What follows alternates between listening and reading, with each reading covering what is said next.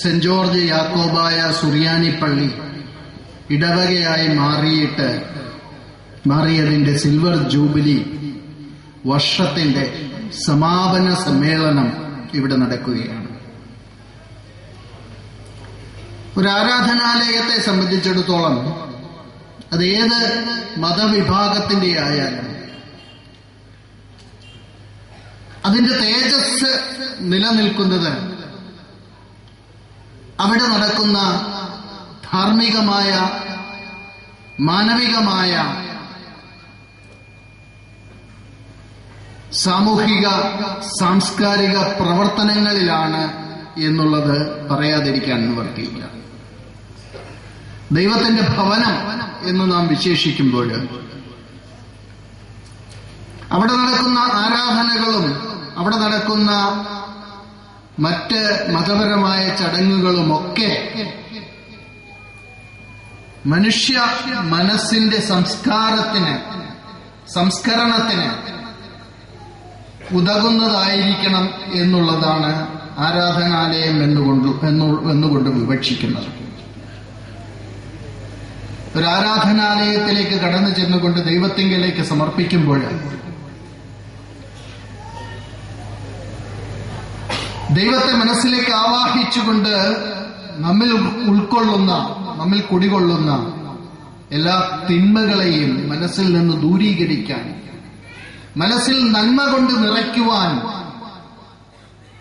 അവസരം ലഭിക്കുന്ന ഒരു സങ്കേതമായി ആരാധനാലയങ്ങൾ മാറണം. അങ്ങനെ ആരാധനാലയങ്ങളിൽ നിന്നും നമുക്ക് ലഭിക്കുന്ന മാനസിക സംസ്കരണം സമൂഹത്തിന്റെ നന്മയ്ക്ക് വേണ്ടി ഉപകരിക്കുന്ന ഒരു സംസ്കരണമായി മാറണം. അത് നമ്മിലുള്ള തിന്മകളെ ദൂരീകരിച്ചുകൊണ്ട് നമ്മിലെ നന്മകളെ ഊട്ടിയുറപ്പിക്കുമ്പോൾ നമ്മുടെ ധാർമ്മിക ചിന്തകളെയും അവബോധത്തെയും പരിപോഷിപ്പിക്കുന്ന ഒരു രംഗമായി മാറണം. നമ്മിൽ ഉൾക്കൊള്ളുന്ന ധാർമ്മികമായ മൂല്യങ്ങൾ പരിപോഷിപ്പിക്കപ്പെടുന്നത് വഴി നമുക്ക് സമൂഹത്തോടുള്ള പ്രതിബദ്ധത വളർന്നു വരണം. സമൂഹത്തോടുള്ള കാഴ്ചപ്പാട് ഇതര മനുഷ്യജീവികളോടുള്ള നമ്മുടെ പെരുമാറ്റത്തിൽ പ്രതിഫലിക്കുമാറ് നമ്മുടെ മാനസിക സംസ്കരണം ആരാധനാലയങ്ങളിൽ നിന്നും സാധ്യമാകും. അപ്പോൾ മാത്രമാണ് ഒരു ആരാധനാലയത്തെ സംബന്ധിച്ചിടത്തോളം അതിന്റെ തേജസ് പൂർണ്ണമാകുന്നത്. ഒരു പ്രദേശത്തെ സംബന്ധിച്ചിടത്തോളം ഒരു ആരാധനാലയം എന്ന് പറയുന്നത് ധാർമ്മിക തേജസ്സിന്റെ സ്രോതസ്സായി പരിലസിക്കുന്ന ഒരവസരമുണ്ടാകുമ്പോഴാണ് ആ ആരാധനാലയത്തിന്റെ മഹത്വമേറുന്നത്. ഇന്ന് സിൽവർ ജൂബിലി ആഘോഷിക്കുന്ന ഈ ഇടവകയെ സംബന്ധിച്ചിടത്തോളം കഴിഞ്ഞ നാളുകളിൽ ഇതിന്റെ പ്രവർത്തനം കൊണ്ട് ഈ നാട്ടിലെ നാട്ടുകാരുടെ മാനസിക സംസ്കരണത്തിന് ഉതകുന്ന നിലയിൽ നിലകൊള്ളുവാൻ ഈ ആരാധനാലയത്തിന് സാധിച്ചിട്ടുണ്ട് എന്ന് തിരിച്ചറിയുമ്പോഴാണ് ഈ ആരാധനാലയത്തെ സംബന്ധിച്ചിടത്തോളം അതിന്റെ മഹത്വത്തെപ്പറ്റി നാം ബോധവാന്മാരാകേണ്ടത്. ഒരു ആരാധനാലയത്തിലേക്ക് നാം കടന്നു ചെല്ലുമ്പോൾ ഇവിടെ ശ്രേഷ്ഠ ബാവ പറഞ്ഞു, മറ്റെല്ലാത്തിനേക്കാളും ഉപരി മുഖ്യസ്ഥാനം കൊടുത്തുകൊണ്ട് പള്ളികളിൽ പോകുന്നതിന് നാം പ്രാധാന്യം കൊടുക്കുമ്പോൾ അതുവഴി നമ്മുടെ മാനസിക സംസ്കരണം, നമ്മിലുള്ള മനസ്സിന്റെ അടിത്തട്ടിലുള്ള ധാർമ്മിക മൂല്യങ്ങളുടെ പരിപോഷണം, സത്യത്തിന്റെ, നീതിയുടെ, ധർമ്മത്തിന്റെ, സ്നേഹത്തിന്റെ, സാഹോദര്യത്തിന്റെ, സഹവർത്തിത്വത്തിന്റെ, ത്യാഗത്തിന്റെ, സഹിഷ്ണുതയുടെ, അങ്ങനെ അനേകം ഗുണങ്ങളുടെ പരിപോഷണമായിരിക്കണം അതുവഴി നാം ആർജിക്കേണ്ടത്. സമൂഹത്തിലുള്ള ഇതര മനുഷ്യജീവികളോട്, നമ്മുടെ ചുറ്റുപാടുമുള്ള മനുഷ്യ സമൂഹത്തോട് സ്നേഹത്തോടെ, ബഹുമാനത്തോടെ, സഹവർത്തിത്വത്തോടെ, സാഹോദര്യത്തോടുകൂടി പെരുമാറാൻ നമുക്ക് കഴിയുന്ന മാനസിക പരിപോഷണമാണ് നാം അവിടെ നിന്നെല്ലാം ആർജിക്കേണ്ടത്. ഇവിടെ ശ്രേഷ്ഠ ബാവ സൂചിപ്പിച്ചു, ഇന്നത്തെ കുട്ടികളുടെ കാര്യം പറയുകയുണ്ടായി. വളർന്നു വരുന്ന ഒരു തലമുറ എങ്ങനെയായിരിക്കണം എന്നുള്ള ചിന്തയാണ് പലപ്പോഴും നമ്മിൽ ഏറെ ഉണ്ടാകേണ്ടത്. സമൂഹത്തിൽ നമുക്കറിയാം, മാനവിക മൂല്യങ്ങള് എവിടെയൊക്കെയോ ശോഷണം സംഭവിച്ചുകൊണ്ട്, മാനവിക മൂല്യങ്ങളുടെ ശ്രേഷ്ഠത എവിടെയൊക്കെയോ നഷ്ടപ്പെട്ടുകൊണ്ട് പലപ്പോഴും സമൂഹം അതിൽ നിന്നെല്ലാം വളരെ ദൂരേക്ക് പ്രവർത്തനങ്ങൾ കൊണ്ടുപോകുന്ന അല്ലെങ്കിൽ ചെന്നെത്തപ്പെടുന്ന ഒരു സാഹചര്യം നിലനിൽക്കുകയാണ്. നമ്മുടെ രാജ്യത്തെ സംബന്ധിച്ചിടത്തോളം നമുക്കറിയാം, സ്വാതന്ത്ര്യം കിട്ടിയ 6 പതിറ്റാണ്ടിലധികം നാം പൂർത്തീകരിച്ചു കഴിഞ്ഞിരിക്കുകയാണ്. രാജ്യത്തെ സംബന്ധിച്ചിടത്തോളം ഏറെ പുരോഗതി നമുക്ക് കൈവരിക്കാൻ കഴിഞ്ഞിട്ടുണ്ട്. എല്ലാ മേഖലകളിലും കഴിഞ്ഞ 6 പതിറ്റാണ്ടിന് മുമ്പുള്ളതിനേക്കാൾ ഒരുപാട് നമ്മുടെ രാജ്യവും നമ്മുടെ ഓരോരുത്തരുടെയും ജീവിത രീതിയും നമ്മുടെ സാഹചര്യങ്ങളും ഒക്കെ മാറിക്കഴിഞ്ഞിരിക്കുന്നു. ഇന്ത്യയെ സംബന്ധിച്ചിടത്തോളം അതിന്റെ പുരോഗതിയുടെ വേഗത അതിശീഘ്രമായി മുന്നേറിക്കൊണ്ടിരിക്കുന്ന ഒരു രംഗത്ത് നാമൊക്കെ ജീവിക്കുകയാണ്. എല്ലാ മേഖലകളിലും, വാണിജ്യ വ്യാവസായിക രംഗങ്ങളിൽ, സാമൂഹിക രംഗങ്ങളിൽ, സാംസ്കാരിക രംഗത്ത്, വിദ്യാഭ്യാസ രംഗത്ത്, അങ്ങനെ ശാസ്ത്ര ഗവേഷണ രംഗത്ത്, അങ്ങനെ ഏത് മേഖലയിലെടുത്തു നോക്കിയാലും അതിശീഘ്രം നാം പുരോഗതിയുടെ പാതയിലൂടെ കുതിച്ചു പാഞ്ഞുകൊണ്ടിരിക്കുകയാണ്. 2020 ആണ്ടോടുകൂടി ഇന്ത്യ എന്ന മഹാരാജ്യം ലോകത്തിലെ ഏറ്റവും വലിയ ശക്തിയായി മാറുമെന്ന് ലോകരാഷ്ട്രങ്ങൾ പ്രവചിച്ചു കഴിഞ്ഞിരിക്കുന്ന ഒരു സാഹചര്യത്തിൽ നാം ഒക്കെ ജീവിക്കുകയാണ്. നമ്മുടെ ഒക്കെ ജീവിത രീതി വളരെ വേഗം മാറിക്കൊണ്ടിരിക്കുകയാണ്.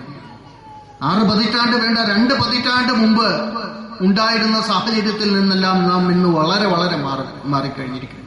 നമ്മുടെ കുട്ടികളെ സംബന്ധിച്ചിടത്തോളം വരുന്ന ഒരു പതിറ്റാണ്ടിൽ ഉണ്ടാകുന്ന മാറ്റങ്ങൾ നമുക്ക് നമ്മുടെ ചിന്താ മണ്ഡലത്തിൽ നമുക്ക് ആലോചിക്കാൻ കഴിയുന്നതിനേക്കാൾ അപ്പുറത്താണ് എന്ന് നാം ദീർഘവീക്ഷണത്തോടുകൂടി നോക്കിക്കാണുകയാണ്. ഈ സാഹചര്യത്തിലൊക്കെ നാം കരുതേണ്ടത് മാനവികതയുടേതായ മൂല്യങ്ങളാണ്. നമുക്കറിയാം, നമ്മുടെ രാജ്യവും നമ്മുടെ സമൂഹവും നാം ഒക്കെയും വളരെ വേഗം മാറിക്കൊണ്ടിരിക്കുന്ന സാഹചര്യത്തിലും ആ പുരോഗതിയുടെ മുഴുവൻ പ്രയോജനം നമ്മളൊക്കെ ആകാംക്ഷയോടുകൂടി ഉറ്റുനോക്കുമ്പോഴും രാജ്യം കൈവരിക്കുന്ന പുരോഗതിയുടെ പ്രയോജനമൊക്കെ നമ്മുടെ സമൂഹത്തിലേക്ക് വന്നു ചേരുന്നതിന് വേണ്ടി നാം ആഗ്രഹിക്കുമ്പോഴും നമ്മുടെ കുടുംബങ്ങളില്, നമ്മുടെ വ്യക്തികളില് ഒക്കെ മാറ്റത്തിൻ്റെതായ രംഗം സംജാതമായി കൊണ്ടിരിക്കുമ്പോഴും ഒക്കെ മറുവശത്ത് നമ്മളെ വ്യസനിപ്പിക്കുന്ന, നമ്മളെ വ്യാകുലപ്പെടുത്തുന്ന, നമ്മുടെ ചിന്തകളെ പുറകോട്ട് നയിക്കുന്ന അനേകം ഘടകങ്ങൾ ഒളിഞ്ഞും തെളിഞ്ഞും ഒക്കെ നമ്മുടെ ഇടയിലേക്ക്, സമൂഹത്തിലേക്ക് കടന്നു വന്നുകൊണ്ടിരിക്കുകയാണ്. രാജ്യത്തെങ്ങും നമുക്ക് ദിനമെന്നോണം അസാൻമാർഗിക പ്രവർത്തനങ്ങളുടെ അനേകം വാർത്തകൾ ലഭിച്ചുകൊണ്ടിരിക്കുകയാണ്. കുറ്റകൃത്യങ്ങളുടെ, അക്രമവാസനകളുടെ, ഭീകരപ്രവർത്തനങ്ങളുടെ, മതവിദ്വേഷത്തിന്റെ, വിഘടനവാദത്തിന്റെ, അഴിമതിയുടെ, അങ്ങനെ അനേകം അധാർമികമായ രംഗങ്ങളിലെ ഒളിഞ്ഞും തെളിഞ്ഞുമുള്ള പ്രവർത്തനം രാജ്യത്താകമാനം നടമാടിക്കൊണ്ടിരിക്കുന്ന ഒരു കാലഘട്ടം സംജാതമാവുകയാണ്.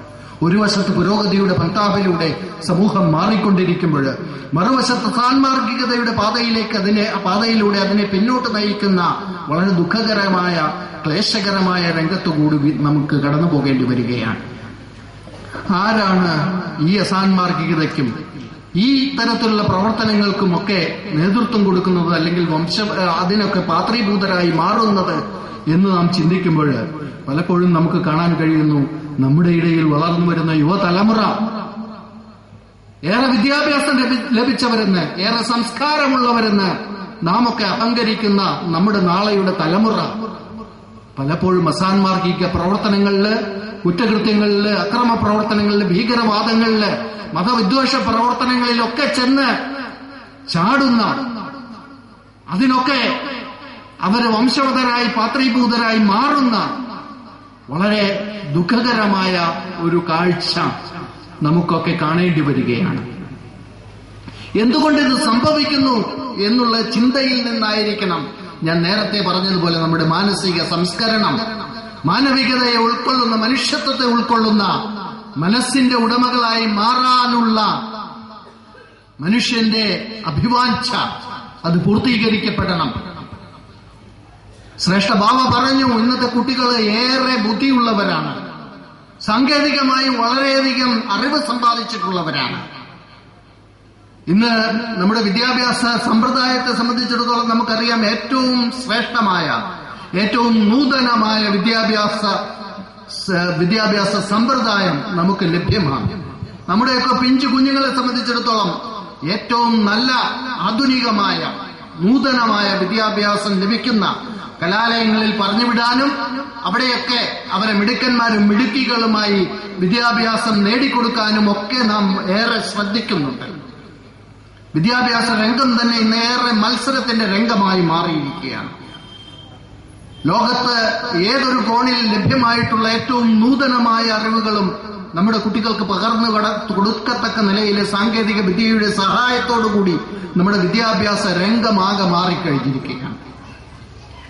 ലോകത്തെമ്പാടുമുള്ള ഏത് കുഞ്ഞുങ്ങളോടും എത്ര കടുത്ത മത്സര പരീക്ഷയിലും നേരിടുന്നതിനും വിജയശ്രീലാളിതരായി വിജയിച്ചു വരുന്നതിനുമൊക്കെ ഉതകുന്ന നിലയിൽ ഏറ്റവും നല്ല വിദ്യാഭ്യാസം നമ്മുടെ കുട്ടികൾക്ക് പകർന്നു കൊടുക്കാനുള്ള അവസരം ഇന്ന് സംജാതമായിരിക്കുകയാണ്. പക്ഷേ അപ്പോഴും ഞാൻ നേരത്തെ പറഞ്ഞ യുവതലമുറയുടെ വഴിതെറ്റിയുള്ള പോക്ക് അത് അനസ്യൂതം തുടർന്നു വരികയാണ്. അത് കാലം പോകുന്തോറും കൂടിക്കൂടി വരികയാണ്. കുറ്റകൃത്യങ്ങളിൽ ഏർപ്പെടുന്നവരുടെ, അസാൻമാർഗികതയും അക്രമ പ്രവർത്തനങ്ങളിലുമൊക്കെ ഏർപ്പെടുന്നവരുടെ സംഖ്യ അനുദിനമെന്നോണം വർദ്ധിച്ചു വരികയാണ്. അപ്പൊ എവിടെയാണ് നമുക്ക് കാല് തെറ്റുന്നത്? എവിടെയാണ് നമുക്ക് പിഴവ് സംഭവിക്കുന്നത്? ഈ ഒരു ചിന്ത നമുക്കേറെ പ്രസക്തിയേറുന്നൊരു കാലഘട്ടത്തിൽ എത്തിയിരിക്കുകയാണ്. കേവലം സാങ്കേതികമായി ലഭിക്കുന്ന അറിവ് മാത്രമല്ല ഒരു മനുഷ്യന്റെ മാനവിക സംസ്കരണത്തിന് ഉതകുന്നത് എന്നുള്ള തിരിച്ചറിവാണ് നമുക്കേറെ ആവശ്യമായിട്ടുള്ളത്. ഇന്ന് ഒരുപക്ഷെ ആധുനിക വിദ്യാഭ്യാസ സമ്പ്രദായത്തിൽ നമുക്ക് അല്പാൽപമായി കൈമോശം വന്നുകൊണ്ടിരിക്കുന്നതും ഈ മാനസിക സംസ്കരണം എന്ന വസ്തുതയാണ്. ഉദാത്തമായ മാനസിക വികാസം ലഭിച്ച, ഉന്നതമായ വ്യക്തിത്വം പുലർത്തുന്ന നല്ല യുവാക്കളെ സൃഷ്ടിച്ചെടുക്കുവാൻ നമുക്ക് എന്തുമാത്രം കഴിയുന്നുണ്ട് എന്ന് ചിന്തിക്കേണ്ട ഒരു കാലഘട്ടത്തിലേക്ക് നാം എത്തിയിരിക്കുകയാണ്. ഉന്നതമായ വിദ്യാഭ്യാസം നേടുമ്പോൾ, ലോകത്ത് ലഭ്യമായ ഏറ്റവും നൂതനമായ അറിവ് സമ്പാദിക്കുമ്പോൾ, സാങ്കേതിക വിദ്യയിൽ ഏറ്റവും മികവുറ്റവനായി രംഗത്തേക്ക് വരുമ്പോൾ, വളർന്നു വരുന്ന നമ്മുടെ നാളെയുടെ കുട്ടികള്, വളർന്നു വരുന്ന യുവതലമുറ എന്തുമാത്രം മാനസിക വികാസം ലഭിച്ചിട്ടുള്ളവരാണ് എന്ന് പരിശോധിക്കേണ്ടിയിരിക്കുന്നു. ധാർമ്മികതയുടെ മൂല്യങ്ങളെ മുറുകെ പിടിക്കുവാൻ അവർക്ക് എത്രമാത്രം കഴിയുന്നുണ്ട് എന്ന് നാം പരിശോധിക്കേണ്ടിയിരിക്കുന്നു. മാനവികതയുടെ സംസ്കാരം ഉൾക്കൊള്ളുവാൻ, മനുഷ്യത്വത്തോടുകൂടി ഇതര സഹജീവികളോട് പെരുമാറുവാൻ എത്രമാത്രം അവരുടെ മനസ്സ് സജ്ജമായി കഴിഞ്ഞിരിക്കുന്നു എന്ന് നാം പരിശോധിക്കേണ്ടിയിരിക്കുന്നു.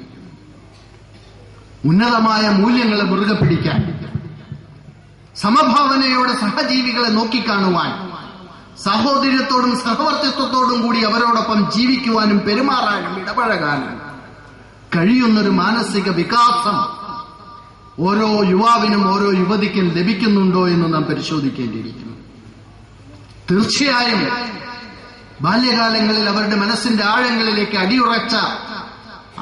അടിയുറച്ച് നമുക്ക് പകർന്നു കൊടുക്കാൻ കഴിയുന്ന ധാർമ്മികമായ വിശ്വാസ്യത, ധാർമ്മിക മൂല്യങ്ങളെ മുറുകെ പിടിക്കാനുള്ള മനക്കരുത്ത്, അത് സമ്പാദിച്ചാൽ മാത്രമേ അസാൻമാർഗികതയിലെയും അധാർമികതയിലേക്കും വഴിതെറ്റിപ്പോകാതെ ഉറച്ച ചുവടുവയ്പോടുകൂടി, സാമൂഹിക പ്രതിബദ്ധതയോടുകൂടി, സാമൂഹിക അവബോധം ഉൾക്കൊണ്ടുകൊണ്ട് സമൂഹത്തിനും കുടുംബത്തിനും അവനവനും വേണ്ടി പ്രവർത്തിക്കാനും നന്മ കൈവരിക്കാനും പുരോഗതി കൈവരിക്കാനും കഴിയുകയുള്ളൂ. അതിനുതകുന്ന മാനസിക വികാസം ലഭിച്ചിട്ടുള്ള ഉത്തമന്മാരായ പൗരന്മാരെ വളർത്തിയെടുക്കുവാൻ നമുക്ക് കഴിയണം. ഇവിടെ കുടുംബ പശ്ചാത്തലത്തിന്റെ കാര്യം പറയുകയുണ്ടായി, മാതാപിതാക്കളുടെ കാര്യം പറയുകയുണ്ടായി. ഏറെ മാറിയ ഒരു കുടുംബ പശ്ചാത്തലത്തിൽ ജീവിക്കുവാൻ നാം ഇന്ന് വിധിക്കപ്പെട്ടിരിക്കുകയാണ്. നമ്മുടെയൊക്കെ ഗ്രാമാന്തരീക്ഷങ്ങള് ഇന്ന് നാഗരികതയുടെ വേലിയേറ്റത്തിലേക്ക് മാറിക്കഴിഞ്ഞിരിക്കുന്നു. കൂട്ടുകുടുംബത്തിന്റെ അന്തരീക്ഷതയിൽ നിന്നും നമ്മുടെയൊക്കെ കുടുംബ വ്യവസ്ഥിതി അണുകുടുംബ വ്യവസ്ഥിതിയിലേക്ക് മാറിക്കഴിഞ്ഞിരിക്കുന്നു. വളർന്നു വരുന്ന പിഞ്ചു കുഞ്ഞുങ്ങളെ സംബന്ധിച്ചിടത്തോളം ഇടപഴകലിൻ്റെതായ വേദി വളരെ കുറഞ്ഞു വരികയാണ്. പങ്കുവെക്കലിൻ്റെതായ വേദി വളരെ കുറഞ്ഞു വരികയാണ്. കൂട്ടുകുടുംബ വ്യവസ്ഥിതിയിൽ എല്ലാ കൂട്ടുകുടുംബാദികളോടും കൂടി ജീവിക്കാൻ അവന്റെ പ്രായത്തിലുള്ള അല്ലെങ്കിൽ അവളുടെ പ്രായത്തിലുള്ള മറ്റനേകം കുട്ടികളുമായി ഇടപഴകി കളിക്കുവാൻ തനിക്ക് കിട്ടുന്ന എന്തും അവരോട് പങ്കുവെച്ചുകൊണ്ട് അവർക്ക് പകർന്നു കൊടുത്തുകൊണ്ട് സഹോദരത്തിന്റെയും സഹവർത്തിത്വത്തിന്റെയുമായ ബാലപാഠങ്ങൾ മനസ്സിലേക്ക് ആവാഹിക്കാൻ ഇതിനൊക്കെയുള്ള അവസരം ഇന്ന് തുലോം കുറവായിരിക്കുന്നു, അല്ലെങ്കിൽ നഷ്ടപ്പെട്ടിരിക്കുന്നു. താങ്കൾ ആഗ്രഹിക്കുന്നത് എന്തും മത്സരബുദ്ധിയോടുകൂടി നേടിക്കൊടുക്കുന്ന ഒരു മാതാവിന്റെയും പിതാവിന്റെയും പൂർണ്ണമായ പരിലാളനയോടുകൂടി എന്താണ് പങ്കുവയ്ക്കൽ, എന്താണ് സഹവർത്തിത്വം, എന്താണ് സാഹോദര്യം എന്ന് മനസ്സിലാക്കാൻ അവസരം ലഭിക്കാതെ വളർന്നു വരുന്ന ബാല്യം. കലാലയങ്ങളിലേക്ക് കടന്നു ചെല്ലുമ്പോൾ ഞാൻ നേരത്തെ പറഞ്ഞതുപോലെ ഏറ്റവും നൂതനമായ പാഠ്യപദ്ധതികള് പഠിച്ച് മനഃപ്പാഠമാക്കിക്കൊണ്ട് പരീക്ഷയിൽ ഏറ്റവും ഉന്നതമായ വിജയം നേടുന്നതിന് വേണ്ടിയുള്ള തത്രപ്പാടാണ് അവിടെ മുഴുവൻ കാണുന്നത്. നഴ്സറി ക്ലാസുകളിൽ മുതൽ ഏറ്റവും കൂടുതൽ വിദ്യ പകർന്നു നൽകാനും ഏറ്റവും കൂടുതൽ അറിവ് പകർന്നു കൊടുക്കാനും ഏറ്റവും നല്ല നിലയിൽ വിജയശ്രീലാളിതരായി അവരെ പരീക്ഷയിൽ പങ്കെടുപ്പിക്കാനും ഒക്കെ വ്യഗ്രത കാണിക്കുന്ന കലാലയങ്ങളാണ് ചുറ്റുമുള്ളത്. അവിടെയും ഒരുപക്ഷെ ധാർമ്മികതയുടേതായ പരിപോഷണം പണ്ടുണ്ടായിരുന്ന അളവിനേക്കാൾ വളരെ കുറഞ്ഞിരിക്കുന്നു എന്ന് പറയാതെ നിവൃത്തിയില്ല. ധാർമ്മികതയുടേതായ മൂല്യങ്ങള്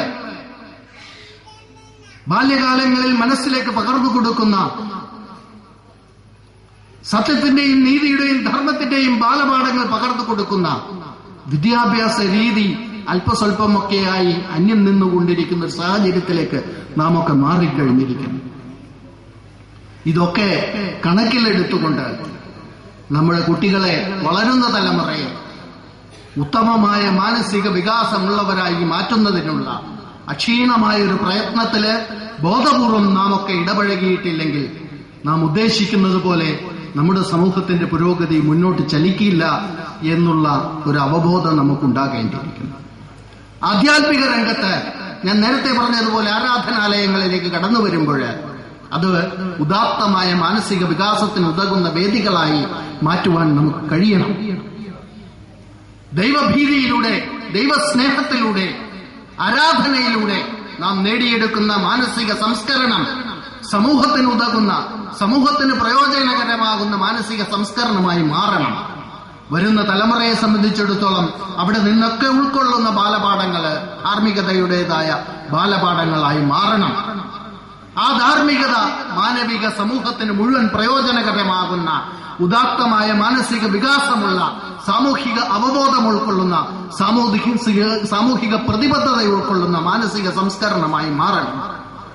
ഏറ്റവും കടുത്ത മത്സര പരീക്ഷകളിലൂടെ ഏറ്റവും നൂതനമായ വിദ്യാഭ്യാസ രീതി അവലംബിച്ചുകൊണ്ട് നമ്മുടെ പിഞ്ചു കുഞ്ഞുങ്ങൾ നാളെയുടെ നാളുകളിൽ ഏറ്റവും ഉന്നതമായ ശ്രേണികളിലേക്ക് എത്തിപ്പെടുമ്പോൾ ആ ശ്രേണികളിൽ അലങ്കരിക്കുന്ന അവർ പദവി ഉപയോഗപ്പെടുത്തിക്കൊണ്ട് അവർ സമൂഹത്തിന് ഗുണം ചെയ്യുന്ന പ്രവർത്തനങ്ങളിൽ ഏർപ്പെടാനുള്ള മാനസിക അവസ്ഥയുണ്ടാകണം.